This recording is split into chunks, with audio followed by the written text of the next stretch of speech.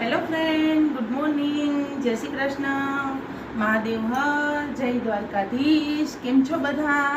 મજામાં છો ને? તો આજે આપણે શીખ જવાનું છે. આપણે ક્રિકેટ રમવા નથી જવાનું. તો તમે હમણાં કહેતા હતા કઈ જવાનું જ હા એમ જ કહેતો તો ગાલ મારી ભેગી એમ કાલ શીખ જવાનું છે આપણે. મને તો કઈ ખબર નથી. તો હું તૈયાર થઈને બેઠો છું. સરપ્રાઈઝ છે લે મોઢું જ છોકરે અને સામે કેમેરા ખરેખર આ લોકોને ખરેખર કે લઈ જવા જેવા નથી. આપણે કે ને ગાલો બાર તે એવી અણિયું કાઢી લે કે વાત જાવ ગયા છોલી અણિયું કાઢે કે કેની પર જાવું ને હું છે ને આમંત્રણ છે કે નથી કે આપણે ડાયરેક્ટ હોય જાવ આમંત્રણ હોય કે ના હોય. મારો એક મિત્ર છે એને આપણે શું કહેવાય બેટરી વાળી ગાડીનો શોરૂમ ચાલુ કરે છે. આજે શુભારંભ છે તો એને ઉદ્ઘાટનમાં લઈ જાઉં છું. બોલો એટલે આપણે બધાએ આજે જવાનું છે ઓપનિંગમાં શોરૂમના બેટરી વાળી ગાડીના.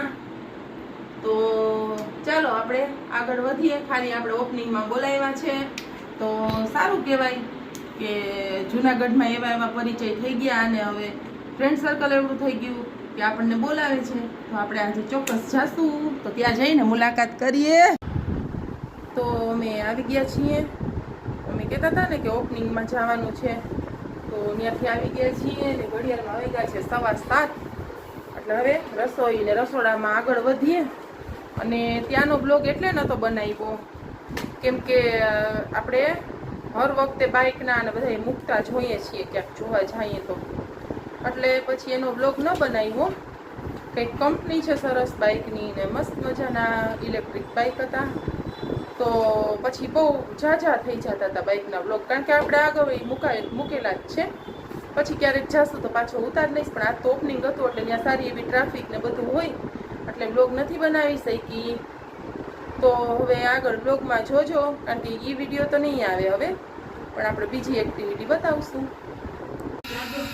કાહનભાઈ અમે ગયા હતા બહાર ને કાહનભાઈ લઈ આવ્યા પાછળથી જાવ રૂપાળું મજાનું ગલુડિયું. અને કાહનભાઈનું કેવું એવું છે કે ગલુડિયું એની માએ તરછોડ્યું છે. હે તને તરછોડ્યું ઘરમાંથી કાઢી મૂક્યું છે? જો રીસાઈ ગયું, જવાબ નથી દેતું. હે કાહન, આને પૂછું તને તરછોડ્યું તો એ જવાબ નથી દેતું. એવું નથી, વિચારવાના છે ને. એ નથી કાઢવા, કઈ બોક્સમાં ન પુરાઈ. તને પૂરું જોઈએ બોક્સમાં? પૂરતો નથી, ખુલ્લું આમ. વરુણે એને વિડીયો બતાવ્યો ને તો બિચારો જો ભાગી ગયો. હેરાન કર્યું તો ના આ જો. અને કહાને એની હાલત કરી દેખાય, પેટ છે ને દડા જેવું અવળું હતું, અવળું. પણ કહાને ને આટલું ન ખવડાવે. બે વાટકી પીવરાવ્યું મેં, આટલું ભરીને પીવું. ખીરામાં ખીરા એટલે આ ટાઈપની એક કવડા ખાંચામાં પડ્યું હતું માંદું, એના પગમાં ઓલું હતું. એ બરોબર છે, બધી વાત સાચી, પણ આપણે એને ન પાડી શકીએ દીકરા. તારી બધી વાત સાચી.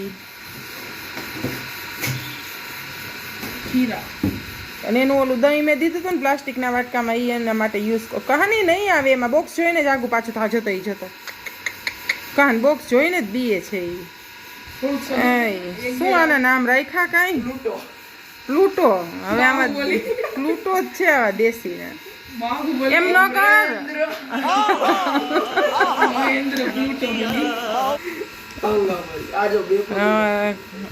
હવે એને મૂક, બિચારાને દંડ દૂડી હાવ કરી નાખી પેટની. આવા છે પાછું સમજે કેવું ખબર, બાર આટા મારતું હોય ને એની બાજુમાં જઈને ઉભા રહી જાય તો ત્યાં જ દઈ ગેસ ધીમો કરીએ તો જાતો, પછી એને પીપી લાગી ગયો ગેંડી બાજુ થશે ધીમો, તો એ આમ જાય બહાર, એને મેળે જાય ને હાથે બધી બહાર કરી આવે. ઘરમાં કાંઈ ન કરે, એવું જ છે ત્યારે. ઓહો ભાઈ, અહીંયા તો કૂતરું રૂપાળું કેવું છે? બીજું બધું ઠીક? ગીલના હો થઈ ગયા, ગીલના હો થઈ ગયા. 5 ગળામાં તેરવાની ઘટે. 3:30 વાગે ચાલુ છે તો મેચ. એના નામકરણ રાખ્યા છે. હાલ તો તું ટ્રાય નથી બેહવું કાન, એને કેવા પોળા પગ કરે. હોઈ જાવ એટલા ના હમાય. ઈ તો કહો એવું કે બોક્સ જેવડું તો કૂતરું છે. કાની રોતું નતું કે એને ઘરે જાવું? કાઈ પણ એને ઘર તો હોવું જોઈએ ને. એટલે મમ્મી પાસે જાવું કે એમ નતું કેતું? એની મમ્મીએ એને લોહી કાઢ્યા હતા. મમ્મી એક ગલુડિયું મરી ગયું. ઈ એની મમ્મી નહીં હોય. એક જ કૂતરી છે ત્યાં. ના રે ના, 2 છે, 2-3 છે. કેવડા મોટા કાન ને ફ્રૂટાના તો કાંઈ વહરાય છે.